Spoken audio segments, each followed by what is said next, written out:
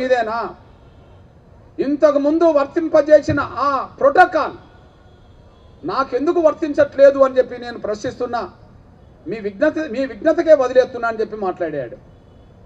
దీన్ని బట్టి chief justice దళితుడు కాబట్టి నువ్వు చీఫ్ జస్టిస్ అయినా, నువ్వు చీఫ్ జస్టిస్ అవుతుంది, మేము వచ్చి మీకు స్వాగతం పలకాలని చెప్పి ఉన్నత పోలీసు అధికారులు, పోలీసు వ్యవస్థ అంతా, చీఫ్ సెక్రటరీతో పాటు ఉన్నత అధికారులందరూ ప్రోటోకాల్ ఉల్లంఘించి ఆయనను అవమానించారు. అంటే మాకు అవమానాలు తప్పవు అనడానికి సాక్ష్యం నాటి నుంచి నేటి వరకు కొనసాగుతూనే ఉన్నది. అదే సమయంలో ఈయన కమిట్మెంట్ చాలా గొప్పది. ఈయన వ్యక్తిత్వం ఏంటిది, ఈయన కుటుంబ నేపథ్యం ఏంటిది, దీన్ని మనం అర్థం చేసుకోవాల్సిన అవసరం ఉన్నది. గవాయి గారు కుటుంబ నేపథ్యం ఏంటిది, ఆయన వ్యక్తిత్వం ఏంటిది, ఆయన కమిట్మెంట్ ఏంటిది, ఒక్కసారి మీ దృష్టికి తీసుకొస్తున్నాను నేను.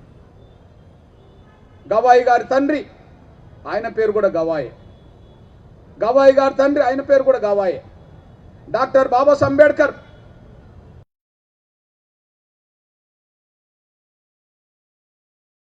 స్వీకరిస్తున్న సందర్భంగా ఇప్పుడు గవాయి గారి తండ్రి అయిన ఆనాటి గవాయి ఆయన కూడా బౌద్ధ మతం స్వీకరించాడు. అప్పుడు ఆయన వయసు 25 సంవత్సరాలు. అంటే డాక్టర్ బాబాసాహెబ్ అంబేద్కర్ని అనుసరిస్తారని, ఆయన మాటలకు విలువనిస్తారని ఆ కుటుంబం వాళ్ళ తండ్రి నుంచే సాక్ష్యం చెప్పేసింది.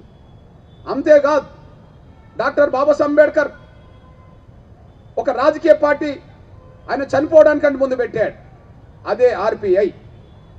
ఆర్పిఐకి కొంతకాలం గవాయి గారు కూడా నాయకత్వం వహించాడు. అంటే అంబేద్కర్ ఆశయాలను కొనసాగించే విషయంలో వాళ్ళ తండ్రి ఎంత ముందుకెళ్ళిండో ఆయన పెట్టిన పార్టీకి నాయకత్వం వహించడమే సాక్ష్యంగా నిలబడ్డది. అట్లాంటి కమిట్మెంట్ కుటుంబం నుంచి పుట్టిన గవాయి గారు చాలా పేదరికం, బాధలు, అవమానాలు పడుతూ కష్టపడి చదివి ఒక ఈ దేశ ఉన్నత స్థాయికి ఎదిగి దేశ సుప్రీంకోర్టు ప్రధాన కార్యదర్శిగా వచ్చేశాడు. ఇక్కడ మీ దృష్టికి ఒక విషయం తీసుకొస్తున్నా. ఈయన ఎంత కమిట్మెంటో చెప్తున్నా నేను. ఎస్సీల పట్ల బలహీన వర్గాల పట్ల ఆయన కమిట్మెంట్ ఏందో సాక్ష్యం చెప్పేసింది. ఆయన కమిట్మెంట్ ఏందో సాక్ష్యం చెప్పింది. 50 మంది చీఫ్ జస్టిస్లు చేయని పని, మొదటిసారి దళితుడైన సాహసం చేయలేని పని.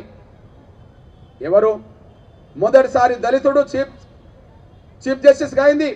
బాలకృష్ణన్ గారు.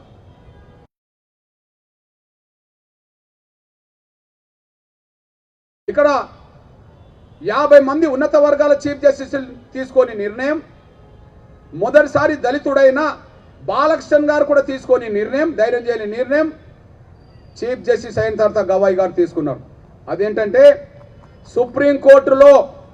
సుప్రీంకోర్టులో కొన్ని ఉద్యోగాలకు రాజ్యాంగం ఏర్పడ్డ కాన్ నుంచి ఈ రోజు వరకు, అంటే గవాయి గారు చీఫ్ జస్టిస్ అయ్యేంత వరకు కొన్ని రకాలుగా నాన్ జ్యుడిషియల్ ఉద్యోగాలకు ఎస్సీలకు కానీ బీసీలకు కానీ రిజర్వేషన్లు లేవు. ఇప్పటి వరకు రిజర్వేషన్ లేవు గవాయి గారు చీఫ్ జస్టిస్ అయ్యేంత వరకు.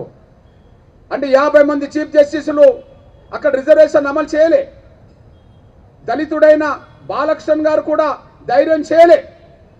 కానీ తండ్రి నుంచి వచ్చిన వారసత్వం కదా అంబేద్కర్ దృక్పథం, ఆయన కమిట్మెంట్ కదా ఈయనకున్నది. అట్లాంటి పరిస్థితిలో ఆయన రావడంతోనే చీఫ్ జస్టిస్ అయిన వెంటనే మొదటి నిర్ణయమే సుప్రీంకోర్టు పరిధిలో నాన్ జ్యుడిషియల్లో ఎస్సీలకు బీసీలకు రిజర్వేషన్ అమలు చేశారు. ఎస్సీలకు బీసీలకు రిజర్వేషన్ అమలు చేశారు. ఇది ఆయన కమిట్మెంట్కు